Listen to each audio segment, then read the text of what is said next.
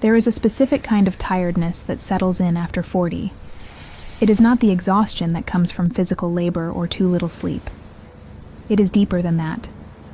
It is a slow, spiritual fatigue, a weariness of the soul that often surfaces right in the middle of stability. We spent decades climbing. We pushed toward the established milestones, career progress, finding a partner, buying the home, raising the children. We were fueled by the absolute certainty that once we reached those points, once we secured the foundations, the feeling of purpose and fulfillment would automatically appear. It was the promised land of adulthood.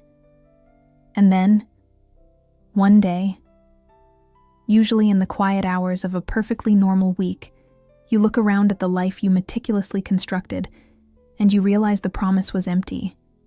You did everything right. You sacrificed and adapted. You have the stability that people 20 years younger are desperately chasing. But the room is silent. The excitement is gone. This realization is profoundly isolating. How do you articulate this quiet disappointment to the outside world? How do you tell your partner or your peers or your children that you feel fundamentally lost, when by all objective measures you should feel found? The truth is, most people at this age carry this same secret confusion. They hide it behind relentless activity, behind a perfect social media facade, or behind the sheer momentum of routine. But the internal conflict persists. I have achieved success, yet I feel depleted. I am stable, yet I feel irrelevant.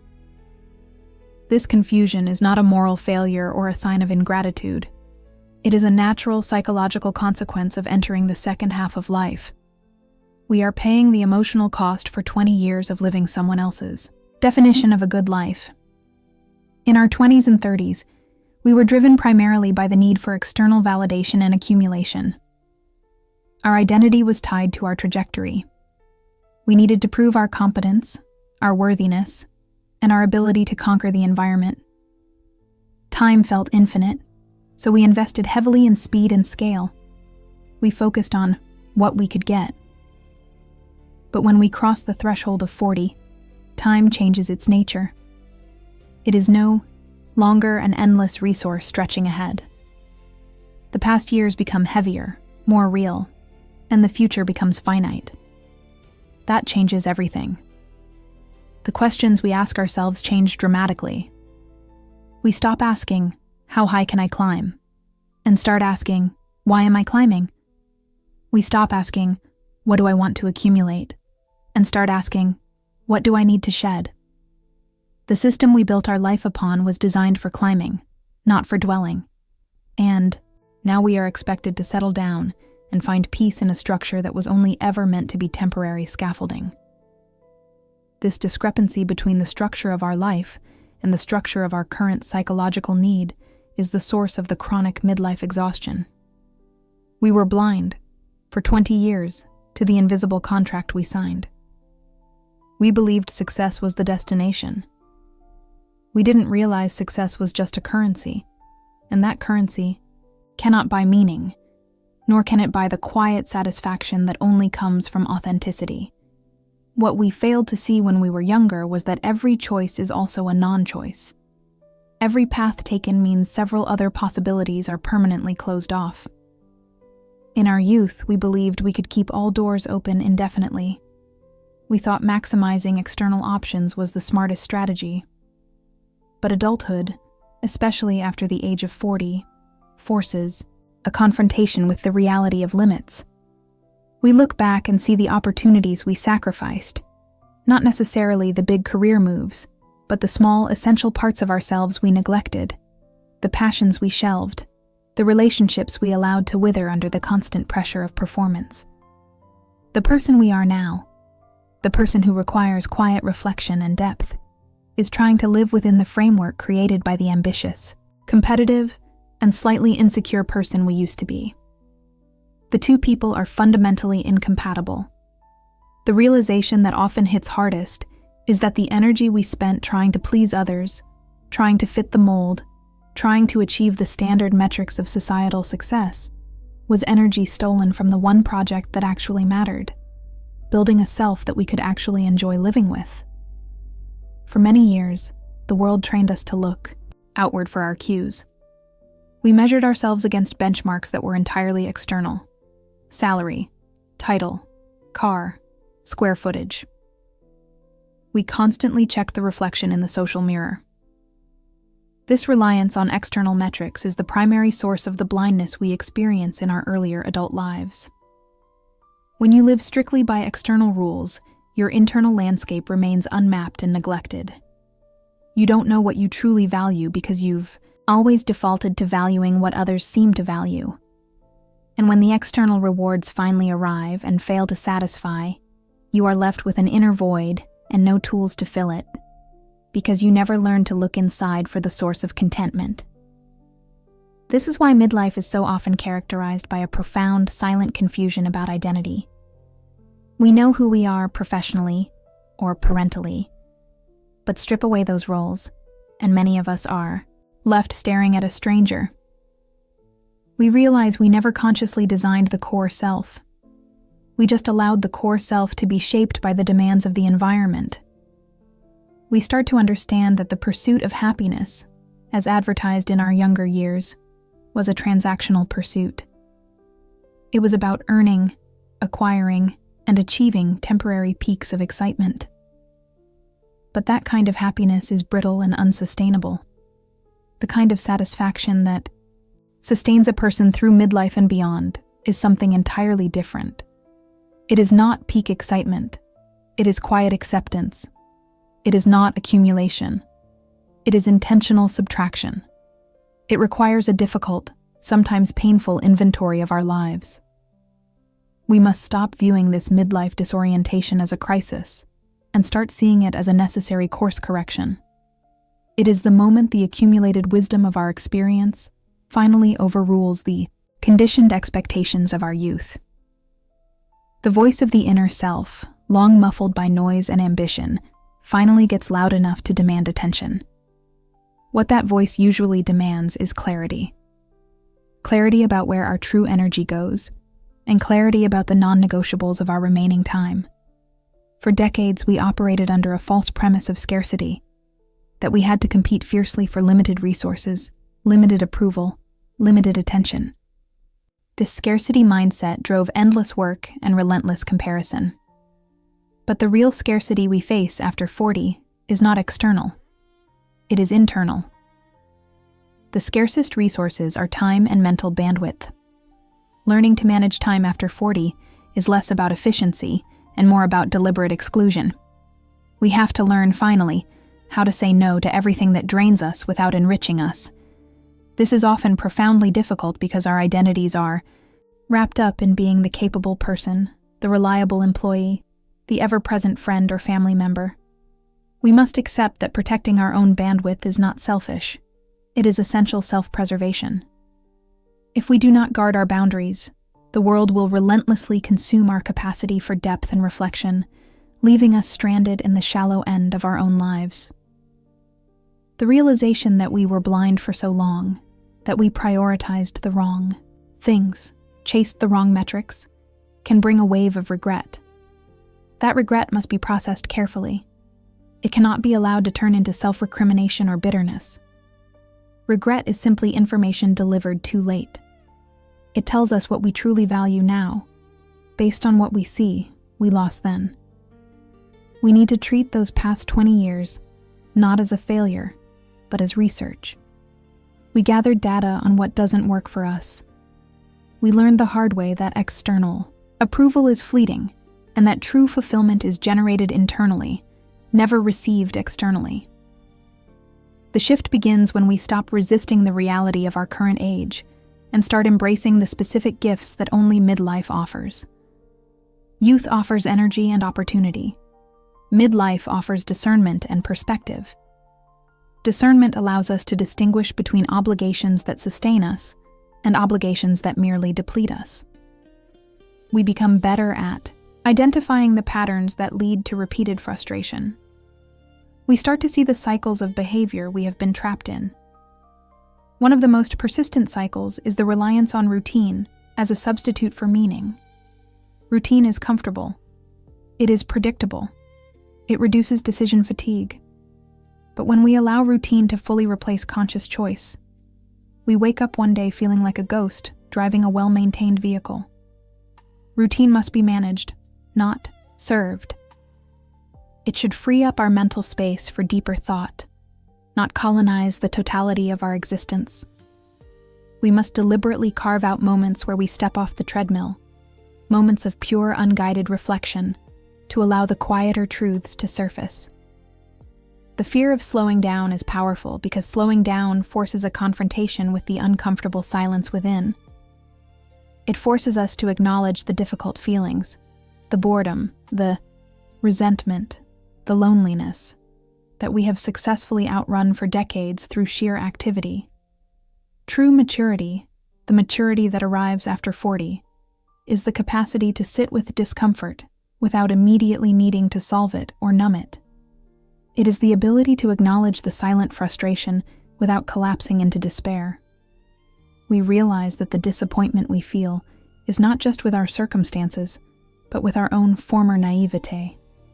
We are disappointed that the fairy tale version of success we bought into was just marketing. The task ahead is not to rebuild everything. That is the frantic, youthful approach. The task is to carefully deconstruct the parts that no longer serve us and integrate the parts that hold enduring value. It is about refinement, not revolution. This requires focusing on the bedrock elements of our lives, the things that are non-negotiable for human flourishing, regardless of external circumstances. This includes genuine connection, useful work, and quiet self-care. We must redefine work itself. For many years, work was defined by its output and its compensation. Now, work needs to be defined by its congruence with our values. It doesn't have to be perfect, but it must feel like an honest exchange of our limited energy for something that provides value, whether that value is personal, familial, or societal.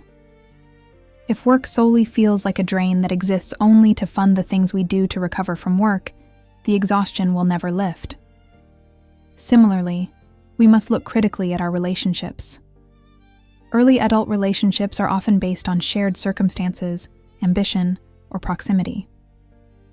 Midlife relationships must be based on genuine emotional resonance and mutual respect for growth. We discover that the most draining relationships are those that still require us to perform or maintain an old, outdated version of ourselves. If you cannot be quietly imperfect around someone, that relationship is costing you too much. We must gravitate toward those who see and appreciate the evolving person we are becoming, not the person they wish we would remain. This process of seeking clarity requires a profound shift in how we handle our internal dialogue. For decades, the internal voice has been critical, urging us to push harder, achieve more, and never show weakness.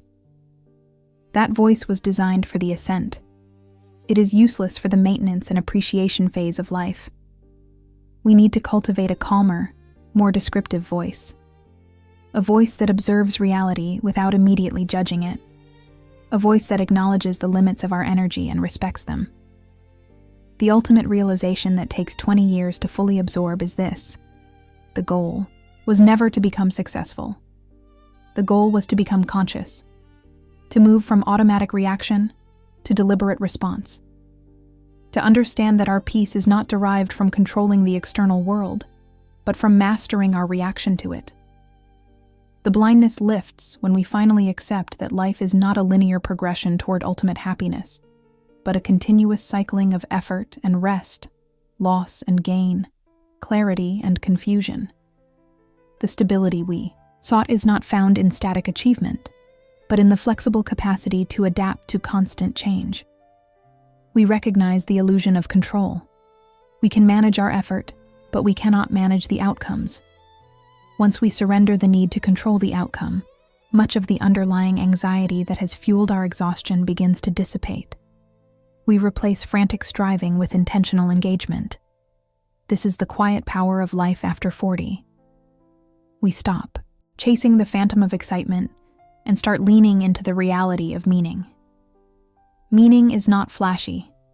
It is often found in the routine acts of service, the deep connection with a few people, and the simple act of being fully present in the time we have left. It is in the deep, satisfying echo of a life lived by our own internal compass, finally calibrated after years of wandering. It is in the deep, satisfying echo of a life lived by our own internal compass, finally calibrated after years of wandering.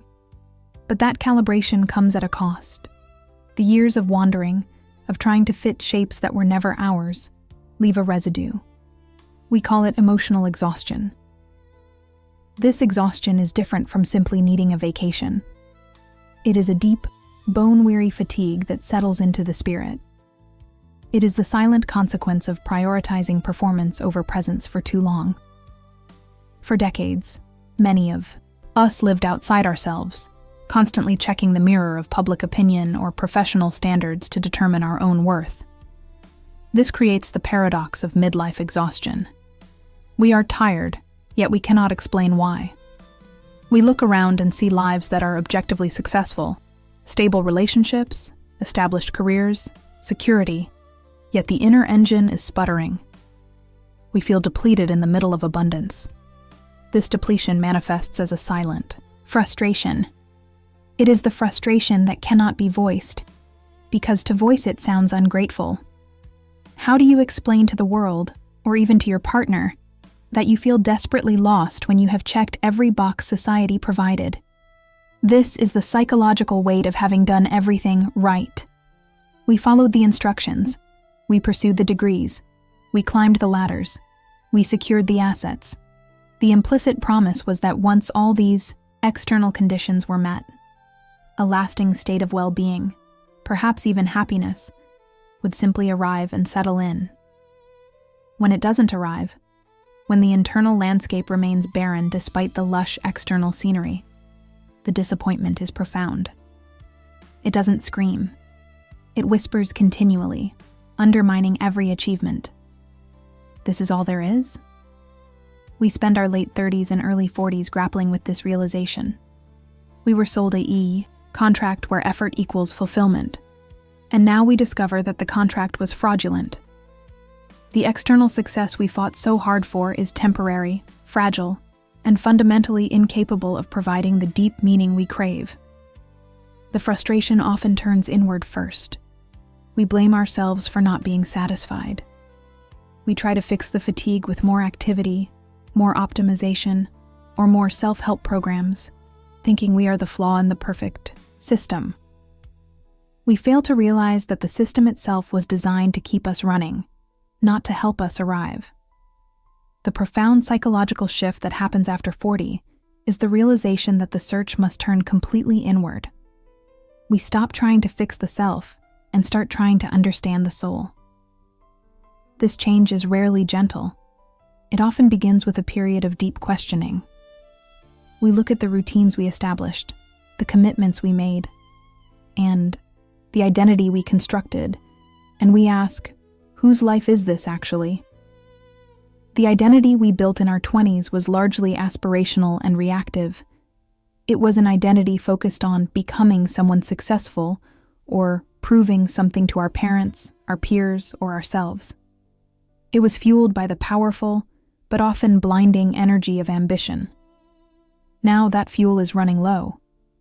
The ambition that drove us to conquer mountains now seems trivial in the face of the larger, quieter questions. What is the purpose of this specific, finite time I have left? When we lose the drive of external ambition, we often experience a sense of being lost, even unmoored. This is not a failure. It is a necessary clearing of the deck. The things that excited us before, the promotion, the new gadget, the fleeting social validation, begin to lose their flavor. This loss of excitement is actually a sign of maturing consciousness. We are no longer easily fooled by surface-level rewards. We are starting to demand substance. We start to recognize that excitement is often chemically fleeting. It is the rush of the new, the uncertain, the unexpected. Meaning, however, is structurally sound. It is built slowly, brick by painful brick, in the daily reality of our choices. Meaning demands presence. Excitement demands future possibility. The core conflict in midlife is reconciling the person we thought we would be with the person we actually are. The gap between those two figures is often vast, and the process of closing it involves mourning. We must grieve the idealized self, the self who had limitless energy, perfect relationships, and infinite time. This grieving is crucial, yet rarely discussed. We are expected to just keep moving forward, efficient and productive. But if we skip the mourning process, the idealized ghost remains, haunting our present reality and ensuring permanent dissatisfaction. True maturity requires us to accept the limits of our own existence. We accept the limitations of our time, our energy, our past choices, and the fundamental imperfection of the human beings around us. This is where the concept of acceptance needs careful handling. We are not talking about resignation. Resignation is dropping the anchor and deciding the journey is over, often in bitterness. Acceptance is releasing the rope that ties us to impossible expectations. Acceptance is an active, focused energy. It is the decision to look clearly, without illusion, at what is possible right now, given the current resources, history, and landscape. When we accept the reality of our current life, the flaws in our career trajectory, the compromises in our marriage, the imperfections of our health, we, paradoxically, gain strength. The energy previously wasted on fighting reality is now freed up for constructive action. The clarity that emerges from this acceptance is often stark, even brutal, but deeply useful. We stop trying to polish the tarnished parts of the past and start planning a future based on sober assessment, not magical thinking. For many, the biggest shift is in relationships. In our younger years, we often sought partners and friends who completed us or validated us. We were looking for someone to fill the internal voids. After 40, the dynamic reverses. We realize that the void is ours to manage. We start seeking relationships not for completion, but for companionship. Not for validation, but for depth. This means the superficial relationships, the friendships based purely on shared circumstance or surface-level fun, often fall away naturally. They require too much energetic maintenance without providing commensurate meaning. We narrow the circle intentionally. We seek out those who can tolerate our complexity, who understand that life is not about being eternally happy, but about facing reality with courage and mutual support. We prioritize honesty over easy agreement. This shift can feel lonely at first. Letting go of numerous but shallow connections creates a vacuum. But that vacuum is necessary. It creates the space for the few, truly vital connections to deepen. The conflict that arises here is the fear of being seen fully. In our 20s, we curated an image. By midlife, maintaining that image becomes too taxing. We are tired of performing. We want to be known, truthfully, for who we are, flaws and all. This vulnerability is frightening because it removes our masks, but it is the only path to authentic connection. If we cannot be authentic in our primary relationships, then all the meaning we seek remains theoretical, locked away behind a wall of polite performance. We also begin to redefine success itself. The definition handed to us by culture is usually quantifiable: salary, title, square footage. These external metrics rarely align with internal fulfillment. The mature definition of success is internal alignment. It is the peace that comes from knowing your daily actions, however small, are congruent with your deeply held values. It is the realization that the quality of your attention is far more valuable than the quantity of your output. This focus on attention is critical. The frantic striving of our youth meant our attention was always fragmented, pulled toward the next goal, the next emergency, the next expectation. We were present nowhere completely. Midlife grants us the potential to reclaim our attention. We realize that time is not infinite, and therefore, where we place our focus determines the quality of the life remaining. When we choose intentional engagement, whether washing dishes, listening to a partner, or working on a difficult project, we infuse that moment with meaning. This intentional engagement is the antidote to the emotional exhaustion we discussed earlier. Exhaustion comes from living without purpose. Meaning is the fuel that allows us to manage the workload without being crushed by it. It transforms duty into dedication.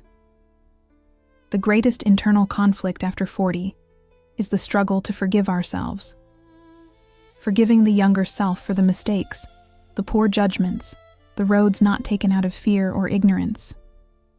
We look back with the wisdom of today and judge the choices made by the person who had only the limited wisdom of yesterday.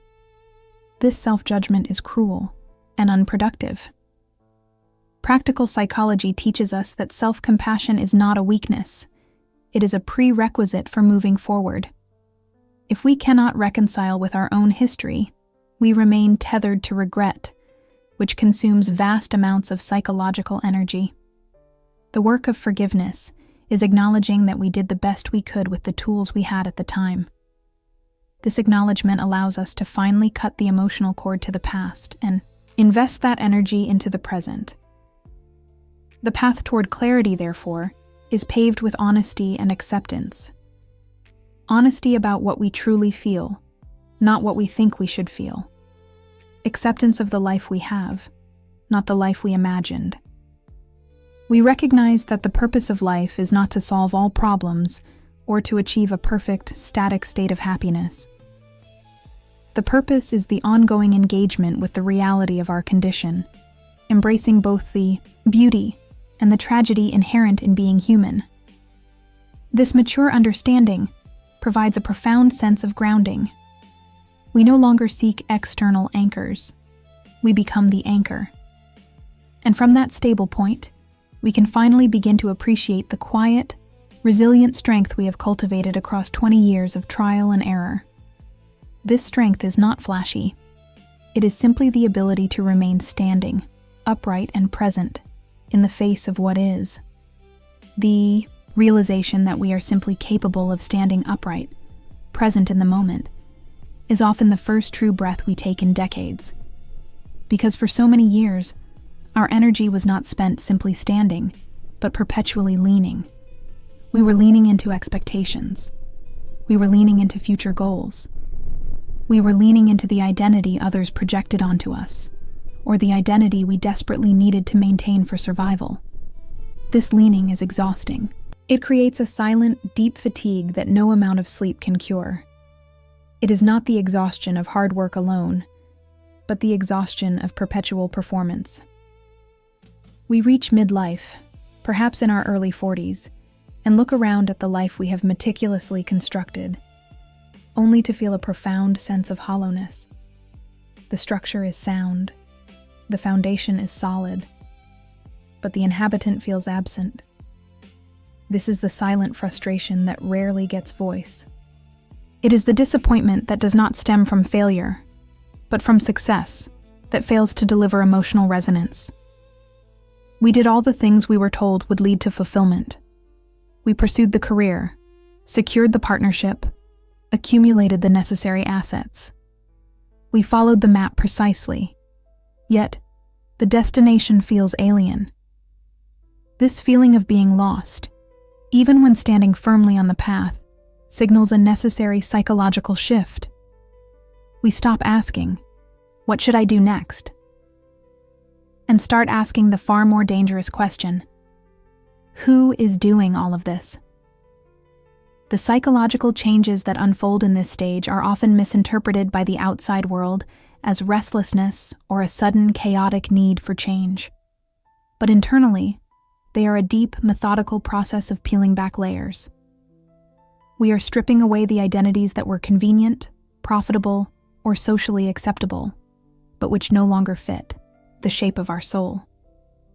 We begin to understand that the deepest exhaustion comes from maintaining coherence between a fractured inner world and a demanding outer reality. We realize we have been managing an elaborate public relations campaign for ourselves for 20 years, and the campaign budget has run out. When that budget fails, the shift moves from acquisition to subtraction. We stop chasing new things to add to the structure, and we start looking for things to remove so that the structure can breathe.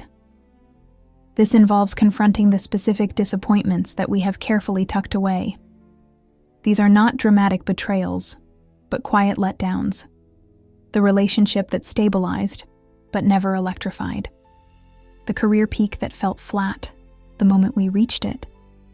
The friendships that relied more on shared history than shared values. We begin to calculate the cost of routine. Routine is necessary for stability, but an unexamined routine can become an invisible cage. We realize that we traded away spontaneity and a certain kind of youthful curiosity for predictability and comfort.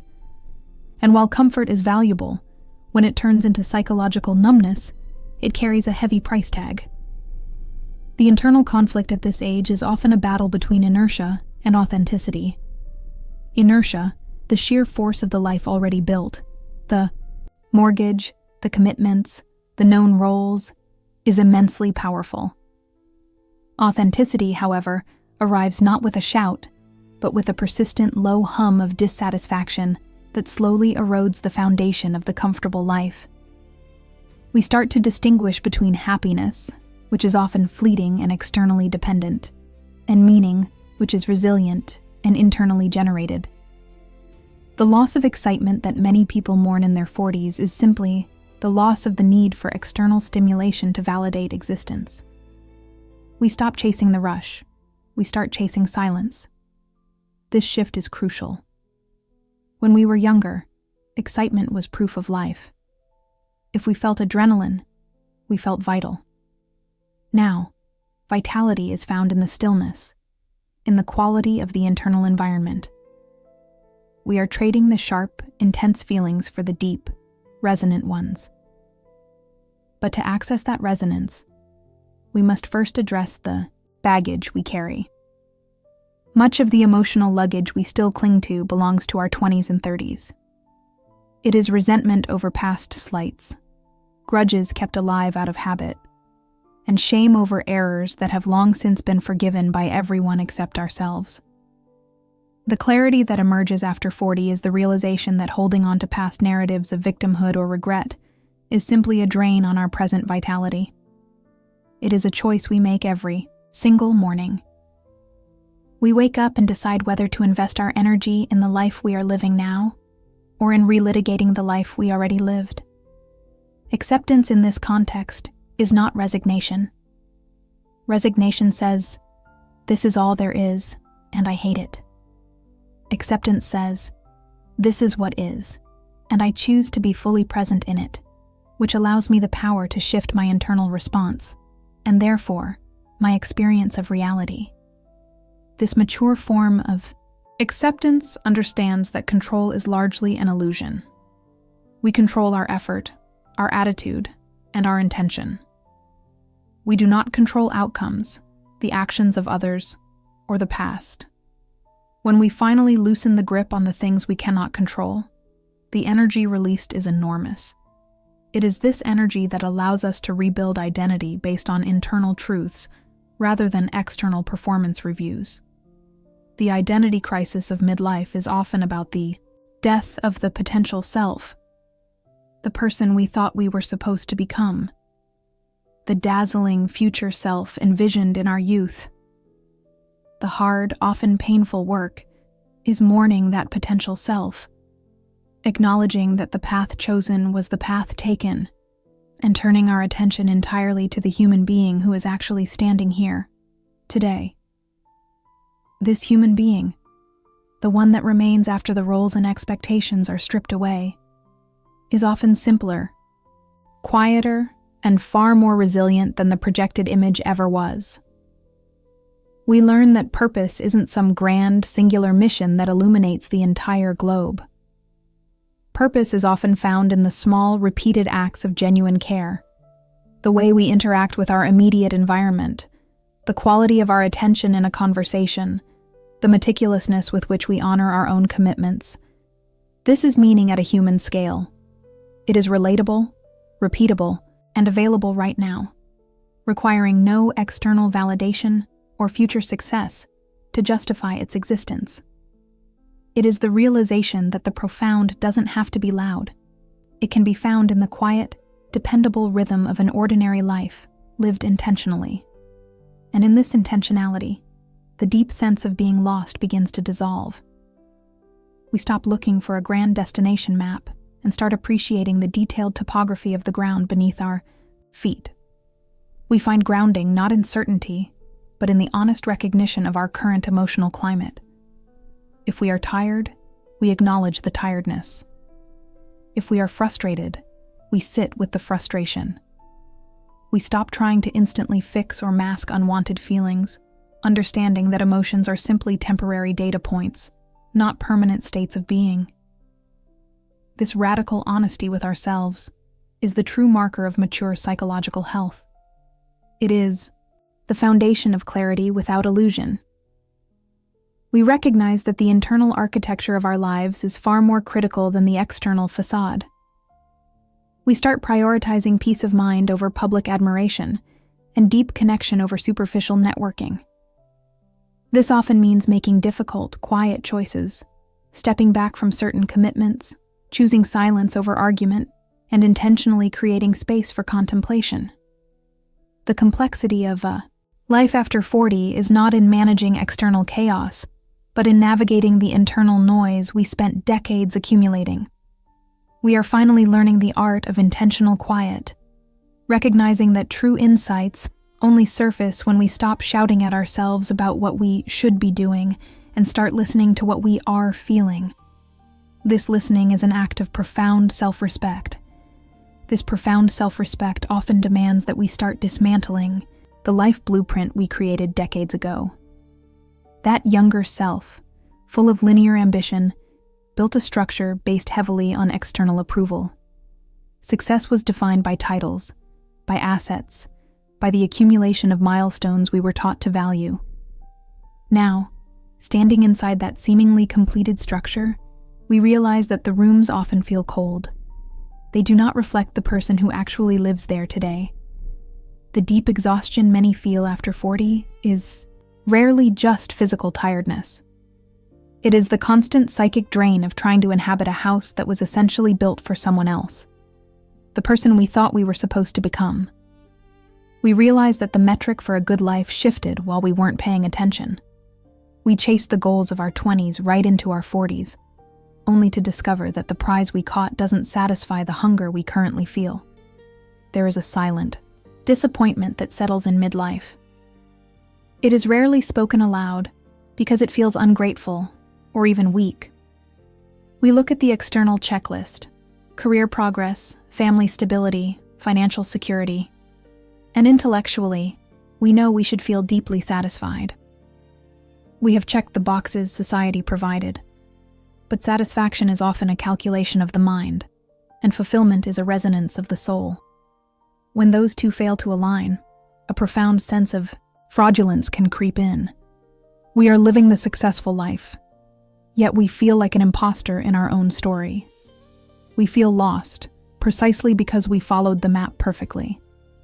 This is the internal conflict that consumes the mental energy of midlife. It is the conflict between the story we tell the world and the feeling we have when the lights are low and the door is closed. This conflict is the catalyst. It forces us to stop focusing on accumulation of wealth, status, or achievement, and start pursuing alignment. Alignment means integrating the person we were, the person we are expected to be, and the person we secretly know we are.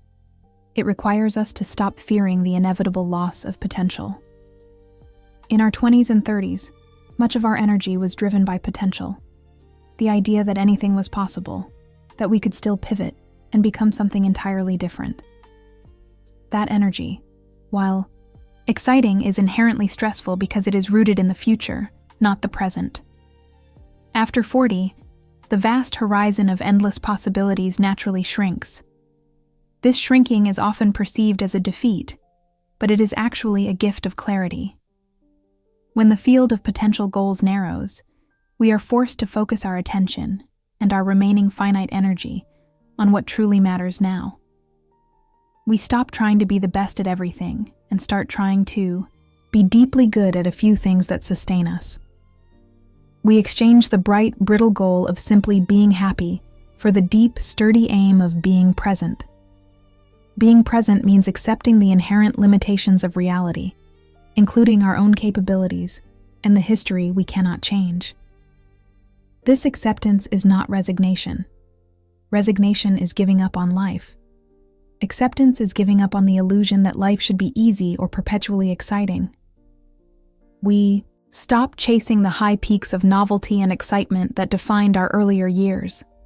Excitement is fleeting. It is the anticipation of something new. Meaning, however, is woven into the texture of the familiar. It is found in the depth of existing relationships, in the careful tending of daily routines, and in the quiet contributions we make that require no applause. When we prioritize meaning, the relationship to time changes completely. We stop viewing time as a commodity to be spent or saved, and start seeing it as the environment in which we exist. The urgency that once drove us, the frantic pace to get ahead, begins to dissolve. We learn that rushing often means missing the present moment entirely. This slower pace allows us to finally process emotions we shelved years ago, because we were too busy running toward the finish line. We begin to realize that emotional residue does not simply vanish. It settles into the body and manifests as anxiety, sudden anger, or persistent low-level dread. The work of midlife is often the work of psychological archaeology. We must gently excavate the traumas, the resentments, and the unexamined beliefs we buried under layers of productivity. This excavation requires immense courage, because it means admitting that many of the foundations we built our identity upon were flawed. We must look closely at our career path and ask, am I still here because I love the work, or because I fear the drop in status that changing course might bring? We must look at our intimate relationships and ask, are we still together because we actively choose each other every day, or because the inertia of routine is simply too powerful to overcome? These are not questions that lead to easy answers or dramatic breakups.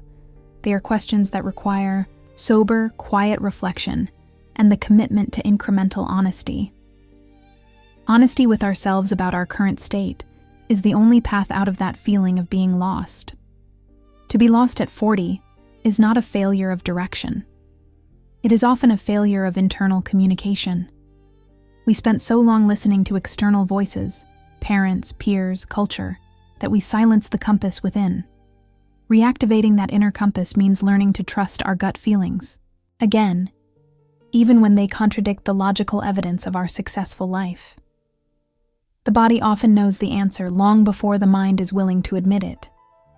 When the body feels heavy, resistant, or consistently anxious in certain places or around certain people, it is providing information. Our task is not to suppress that feeling with more discipline or distraction, but to understand its language. The mature human recognizes that complexity is not chaos. Complexity is simply the accurate description of reality. We stop trying to simplify life into easy binaries, good or bad, right or wrong, and embrace the inherent messiness. This acceptance of complexity extends to others, particularly in our long-term relationships. We finally stop trying to fix or change our partners, our children, or our friends, and recognize that their journey, like ours, is riddled with contradictions and imperfections. The demand for perfection is one of the most exhausting habits we carry over from youth. We demanded perfection from ourselves, and we subtly demanded it from our world. When we finally release the need for perfect outcomes, we create space for grace. Grace is the ability to find beauty and worth in what is incomplete, damaged, or simply ordinary. It is the recognition that the profound satisfaction of life lies not in the extraordinary events, but in the steady rhythm of the ordinary ones. the ordinary is where life actually happens. The quiet cup of coffee, the predictable commute, the comfortable silence shared with a loved one. These moments, once dismissed as mundane, become the anchors of true emotional stability. Learning to appreciate the ordinary means we are no longer dependent on external stimulation to feel alive. We learn to generate our own sense of peace from within the structure of our routine. This internal shift is the hallmark of genuine emotional maturity. It is the understanding that true power does not come from controlling the environment, but from regulating our internal response to it.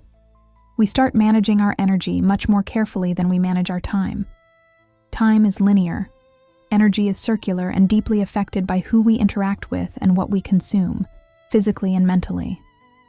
After 40, protecting one's energy becomes a non-negotiable act of self-preservation. This means setting firm boundaries, not just against obvious intruders, but against subtle drains. The friend who only calls to complain, the news cycle that fosters hopelessness, or the internal habit of endlessly comparing our life to the curated highlight reels of others. The mature boundary is not a wall built out of anger, but a fence built out of self-awareness. It communicates clearly where one person ends and another begins. This clarity prevents the emotional blending that leads to resentment and exhaustion. We must recognize the difference between helping someone and allowing ourselves to be perpetually pulled into their turbulence. True compassion often requires maintaining enough distance to remain stable ourselves, so we can offer genuine support, not just join the emotional fray. The transition past the halfway point of life also brings an unavoidable confrontation with mortality, not as an abstract concept, but as a practical reality. We realize that the clock is not just ticking. It is loud enough now to be heard. This realization is clarifying, not depressing. It strips away the frivolous, the unnecessary, and the obligations rooted only in a fear of missing out. The fear of missing out, or FOMO, is replaced by the fear of wasting what remains, a much more productive and sober motivator. We become meticulous about the quality of our days. If we have roughly 20 or 30 years of active life left, how many of those days are we willing to trade for obligations that violate our core sense of integrity? This leads to the great simplification. We start shedding. We shed possessions that clutter our physical space, commitments that clutter our calendar, and relationships that clutter our emotional landscape. The pursuit of less is not asceticism. It is the strategic creation of space. Space in the physical world creates space in the mental world. When the environment is quieter, the internal dialogue also slows down. This process of intentional shedding is crucial for maintaining identity. Our identity, built over decades, often becomes layered and complex, weighted down by things we stopped believing in years ago. We look back and see that we spent years trying to prove something to people who weren't watching, or perhaps to the younger self who was terrified of failure. Now, the central question shifts from, "What do others think of me?" to, "Am I living authentically in accordance with my current values?" Authenticity in midlife is not about suddenly changing everything and becoming a new person. It is about aligning our external behavior with our long-established, mature internal values. It is the integration of who we are with what we do. This alignment brings a deep, quiet confidence that is entirely different from the noisy bravado of youth. It is the confidence that comes from knowing ourselves, flaws and all, and choosing to act anyway. We accept that mistakes will still be made. The difference now is that we allow ourselves to learn from them quickly, without the paralyzing self-judgment that used to hold us captive. The relationship to failure matures. Failure is no longer a condemnation of our worth. It is merely data. It is information signaling that the strategy needs adjustment, nothing more. This detachment from outcome, while still maintaining commitment to the effort, is perhaps the greatest psychological freedom we achieve in our 40s. We work hard because the work itself is meaningful, not because the result defines us. When the result does not define us, the fear of losing it diminishes significantly. This allows us to take risks that align with our purpose, risks that were too terrifying when our entire sense of self was tied up in external success. The shift in perspective on time, identity, and effort leads to a calmer, more sustainable way of navigating the world. It is the quiet authority of someone who has stopped trying to win the external game and has started succeeding at the internal one. This internal success is measured solely by the quality of our emotional experience and the depth of our connection to the present moment. The quality of our emotional experience and the depth of our connection to the present moment cannot be faked. It cannot be bought. This internal reckoning often begins with a profound, almost bone-deep exhaustion. It is not the exhaustion of a difficult week, but the cumulative fatigue of 2 decades spent running a race that didn't have a finish line, only perpetual checkpoints. Around this time, we start to feel the sheer weight of maintenance. Maintaining the career, maintaining the financial structure, maintaining the expectations of the family, and maintaining the facade of having it all figured out. This constant management consumes vast amounts of psychic energy. We reach a point where the only thing we truly crave is the cessation of effort. Not the cessation of life, but the cessation of the striving that defined the first half of adulthood. For many of us who followed the standard map, the good grades, the stable job, the responsible spouse, the mortgage, there is a unique and quiet disappointment that settles in. We did everything society, our parents, and our younger aspirational selves told us to do. We achieved the markers of success. And yet, the promised inner peace, the deep satisfaction, the feeling of having arrived, never materialized. Instead, there is a hollow echo, a feeling of being lost, not in the sense of being directionless, but lost inside a life that feels manufactured, perhaps even borrowed. We look around at the landscape we built, and while it is objectively successful, it does not feel like ours. This is the silent frustration that rarely gets discussed at dinner parties. You cannot complain about feeling empty when you are surrounded by abundance. You cannot admit to the lack of excitement when you possess all the things you were supposed to be excited about. So, we suppress it. We manage it. We call it stress, or perhaps just getting older. But it is deeper than stress. It is a psychological misalignment. We confuse the container, the perfect routine, the structured calendar, the solid identity, with the contents, which is meaning. The shift that happens after 40 is the gradual realization that the container is empty. We realize that the goals we spent 20 years chasing were often goals that were handed to us, not goals that originated from our own authentic core. The great task of midlife is the slow, often painful disassembly of that borrowed identity. It requires looking at the structures we built, our career track, our primary relationships, our daily routine, and asking, is this supporting the life I want to live now, or is it merely supporting the life I was taught I should live? This questioning immediately introduces conflict. The current life structure has inertia. It resists change fiercely because it is intertwined with other people's security and expectations.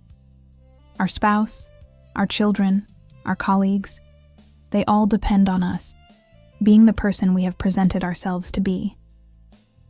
To begin the internal shift is to risk destabilizing the external world. This is why many people stall here, caught in a kind of emotional purgatory. They are too mature to continue the external chase, but too fearful to dismantle the existing architecture. The necessary move here is not radical destruction, but quiet, surgical pruning. It is about learning to say no, not out of malice or spite, but out of necessity for internal survival. Saying no to obligations that drain our energy without providing genuine fulfillment. Saying no to the need to perpetually please or perform for external approval. This pruning is essential because, after 40, our tolerance for emotional leakage drops dramatically. We no longer have the reserves of energy we once did to recover from toxic interactions, unnecessary drama, or work that violates our core values. Energy management becomes synonymous with self-respect. If we deplete ourselves managing things that don't matter, we have nothing left for the things that do: deep connection, reflection, and creative expression. We start to value simplicity over complexity. Not simplicity in the sense of poverty or lack, but simplicity in the sense of focus. A deep, deliberate focus on fewer things that bring measurable meaning, rather than a superficial engagement with many things that bring only measurable status. This shift changes our relationship with time itself. In our 20s, time felt infinite. There was always time to recover, time to learn, time to fix mistakes. In our 40s, time suddenly feels finite, but not necessarily threateningly short. It becomes precious. When time is precious, we prioritize impact over activity. We stop equating busyness with importance. We realize that the most important things in life, true friendship, shared silence, genuine laughter, often require the least amount of complex logistical effort, but the most amount of focused presence. This realization forces us to confront the past choices we made out of fear or out of blindness. The job we took for stability, the relationship we maintained for comfort, the opportunity we deferred because we prioritized immediate gain. The temptation is to fall into regret or self-pity or bitterness toward the younger self who made those imperfect decisions. But maturity requires a different stance. Acceptance without resignation. Acceptance means looking clearly at the map we followed and acknowledging that it led us to where we are now. We accept the consequences, good and bad, of those choices. We acknowledge that the younger self was operating with incomplete data and legitimate fears. Resignation, on the other hand, is the belief that because the past cannot be changed, the future is fixed. It is a surrender to inertia. True acceptance is active. It is saying, I see the reality of my life, the limits of my influence, the boundaries of my circumstances. And from this honest place, I will now choose the next deliberate step. It is the beginning of agency, not the end. This active acceptance is particularly crucial in relationships. As we age, the illusions we held about our partners, our friends, and our family members start to dissolve. We see their flaws not as temporary defects that can be fixed with enough nagging or love, but as permanent features of their character. In earlier life, we might have fought these realities, constantly trying to mold people into our ideal image. This struggle is exhausting.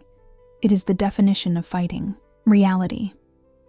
In midlife, clarity demands that we accept people as they are, or we choose to distance ourselves from them. There is a quiet, powerful freedom in dropping the burden of trying to manage or change another adult. We learn to calibrate our expectations. If a relationship consistently provides only surface-level interaction and drains our emotional resources, we adjust the level of investment. We stop demanding depth from shallow connections. We stop demanding consistency from unreliable people. This is not coldness. It is emotional hygiene. This psychological distancing creates necessary space. And in that space, we often find a renewed connection with ourselves, the person we neglected while managing the external world. The person we are discovering now is generally less ambitious in the traditional sense, but far more ambitious in the internal sense.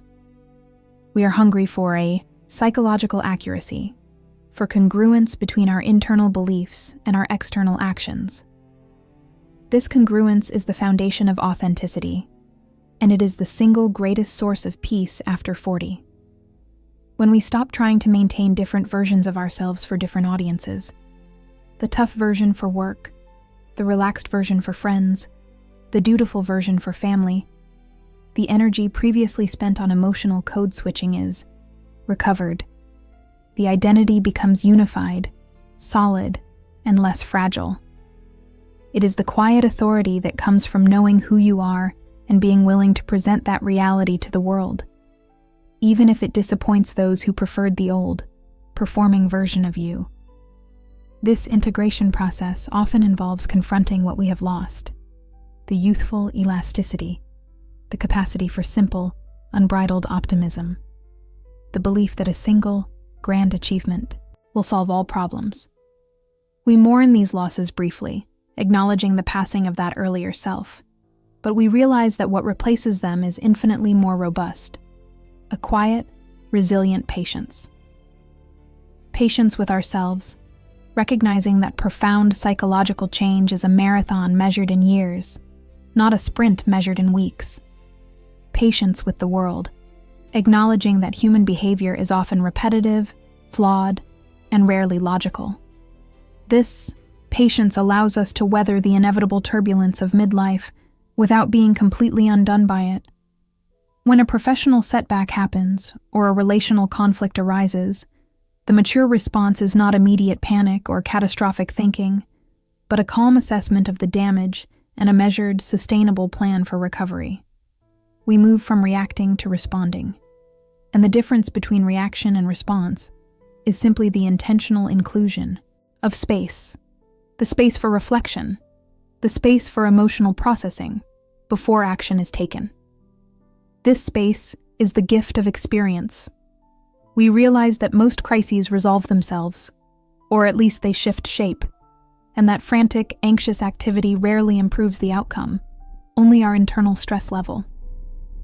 The deep psychological work of this phase of life is about stabilizing our inner compass. We realize that external circumstances will always fluctuate. Markets will rise and fall, relationships will shift, and health will wax and wane. If our sense of worth is tied to the stability of the external world, we will be perpetually anxious. Therefore, the only true source of stability must come from within. It is built on 3 pillars: self-awareness, personal integrity, and a realistic grasp of mortality.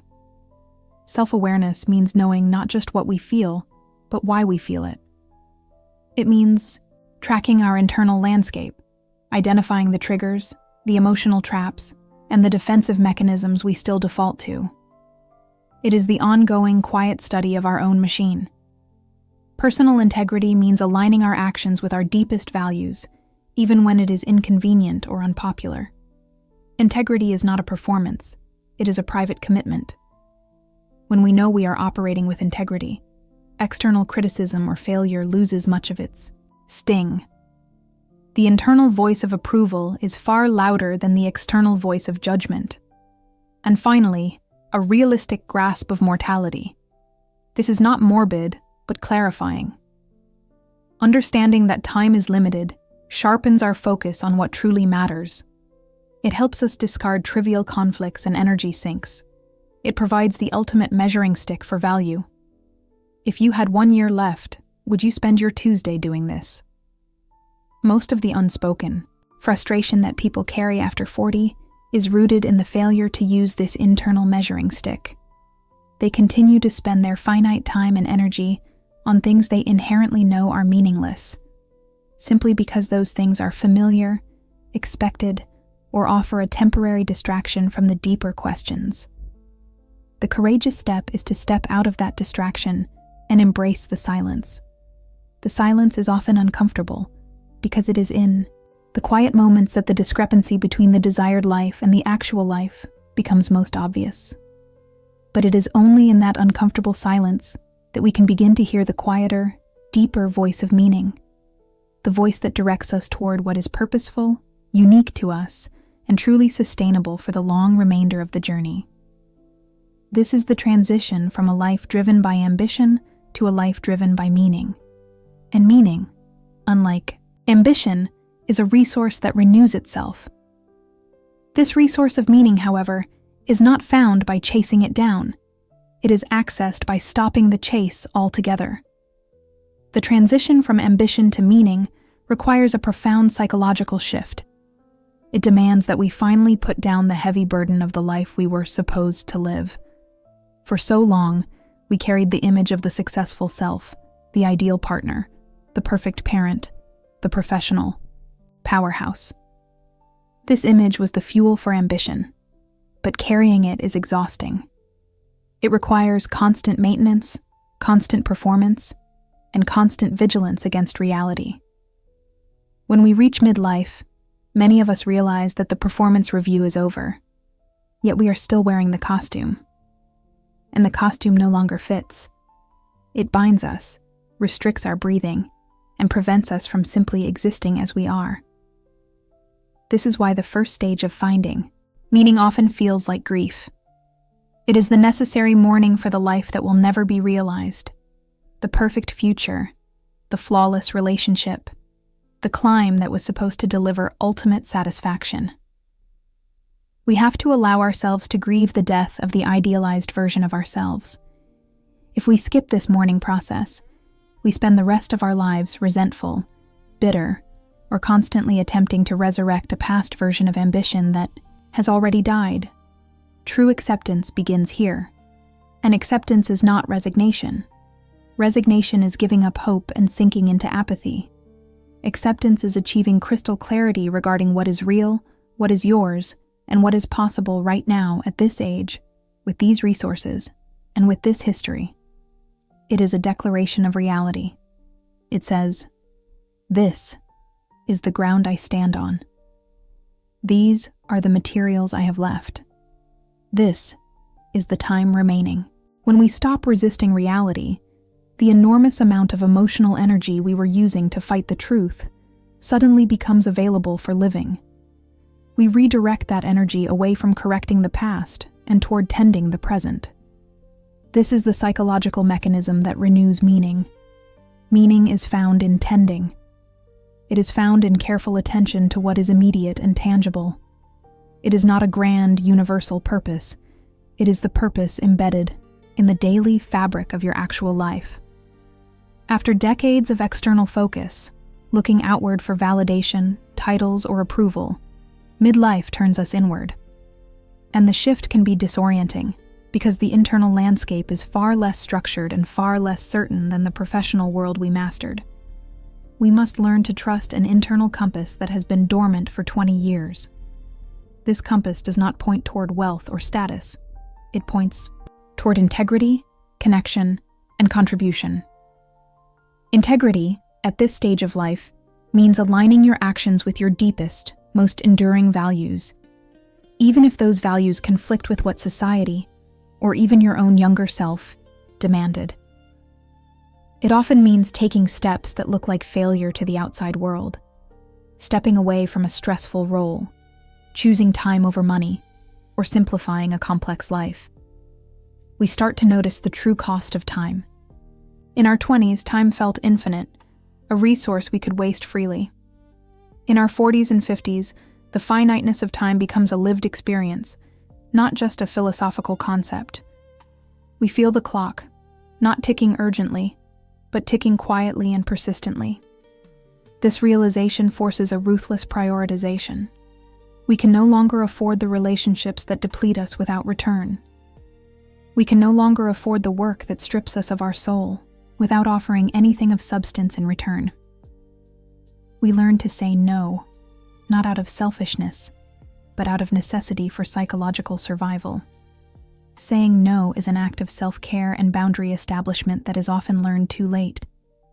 It is the recognition that your time, energy, and emotional bandwidth are sacred resources that must be fiercely guarded. Every time you say yes to something you truly do not want, you are stealing a piece of life from the person you are becoming. The mature psychological task is to design a life that is sustainable, not impressive. A sustainable life is one where the input of effort roughly equals the output of fulfillment. The ambitious life, the one most of us chased, had a massive deficit, huge effort for fleeting, shallow reward, leading inevitably to burnout.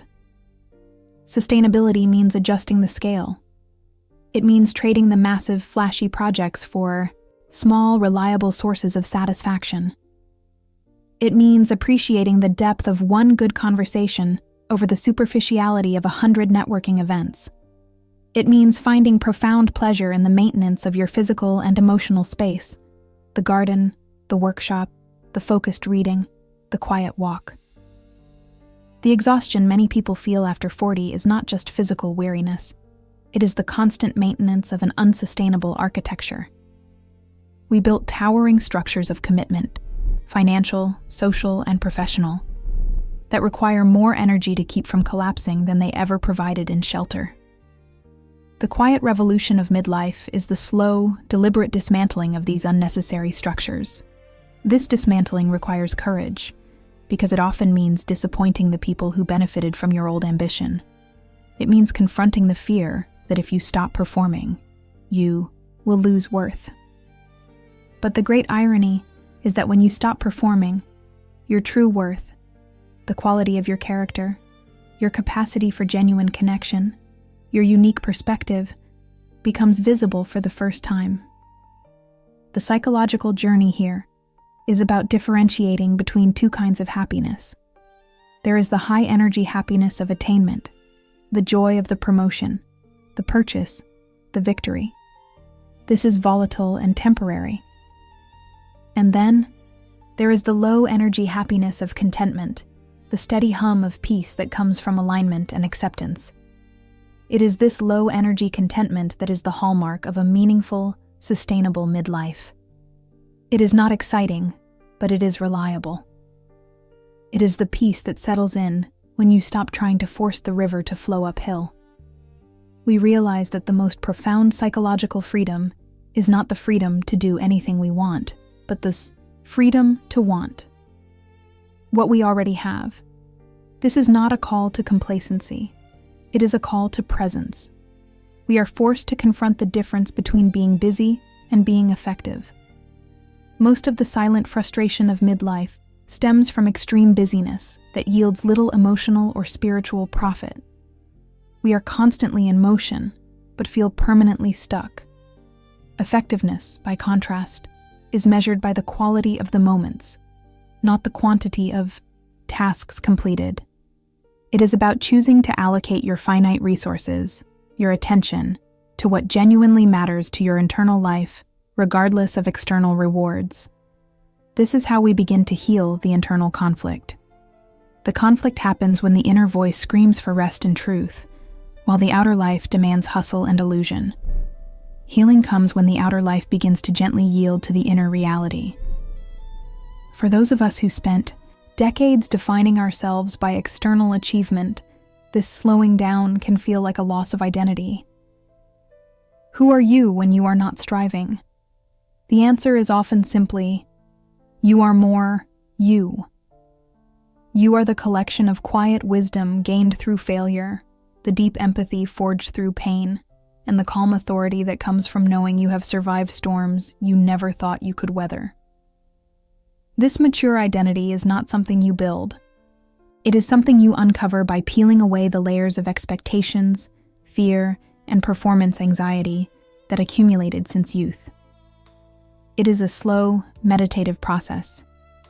It happens in the mornings before the phone rings, in the evening silence after the work is done, and in the deliberate space you create between stimulus and response.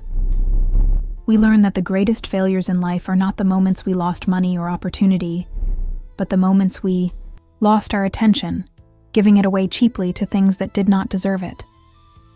The psychological clarity of midlife is a gift. It reveals the true economy of human existence, that the only thing we ever truly own is our attention, and the quality of our life is determined by where we choose to place it. If we place it on fear, lack, or past resentments, our life feels impoverished.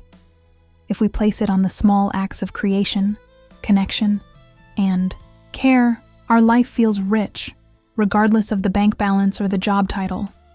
This is the ultimate shift from blindness to sight.